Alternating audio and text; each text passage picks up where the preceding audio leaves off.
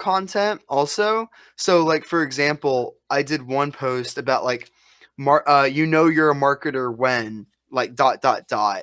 Like in like I would always do jokes like that.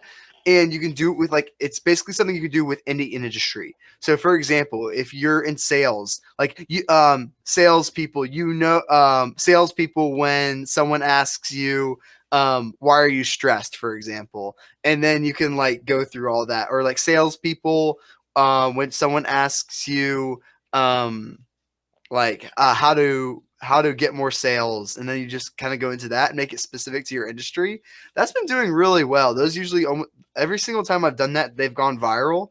So those work really well. So and it's something you can apply to any industry. So I would try like just basically just specify what your audience is. So for Yeah. me, it'd be marketers. So I would say marketers. When someone asks you, why are you so stressed all the time? Then I would go into like, well, the new iOS 14 update is killing us. What? And then also we have clients always talking to us, and then you can kind of go into it, make it super relatable, and establish that relationship. And that does really well when it comes to increasing engagement on LinkedIn and just getting a lot of views in your particular industry.